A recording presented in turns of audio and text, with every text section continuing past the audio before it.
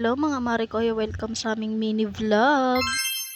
Pasensya na nga pala sa mga ingay na maririnig nyo dito sa aking pagvo-voice over. For today's video nga ito at pauwi na nga kami sa kabila. At medyo kakagising-gising nga lang ni Baby Ellis no mga oras na to. Pagkagising kasi ng papa niya ay nagising na nga rin siya. At nag-aya na nga ng uwi na nga daw kami kay lola niya. Kaya ito at pauwi na nga kami at sumabay na nga kami sa papa niya para hindi na nga kami maglakad. Tignan nyo naman ang itsura ko ng mga oras na to. For the haggard pa nga. Huy.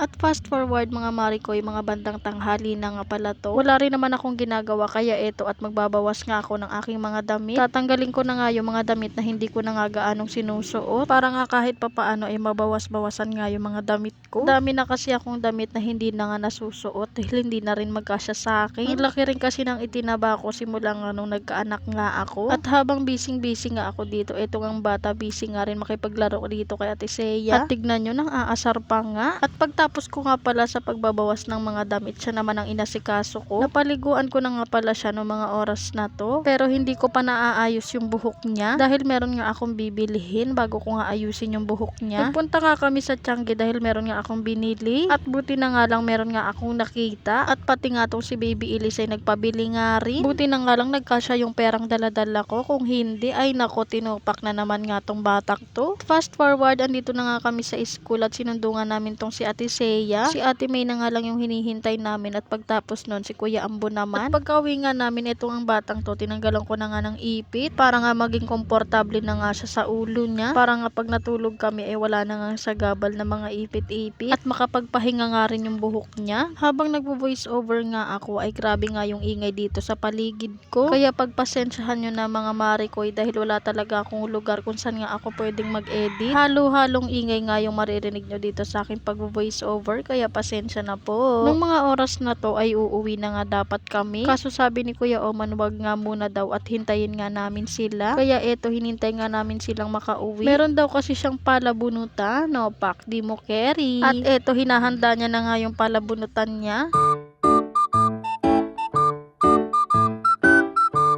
Nagpalabunutan nga si Kuya Oman dahil bago magpasko ay wala nga daw sila dito. At yung mga bata nga ay uuwi rin ng probinsya pagtapos nga ng Christmas party nila. Kaya nga eto habang nandito pa nga yung mga bata ay nagpalabunutan na nga si Kuya Oman. Nauna na nga palang bumunot itong si Ate May. At ayan, kung ano nga yung mahawakan mo, ayun na nga yung nabunot mo. Kaya nga eto at nire-ready na nga ni Kuya Oman para nga makabunot na si Ate May.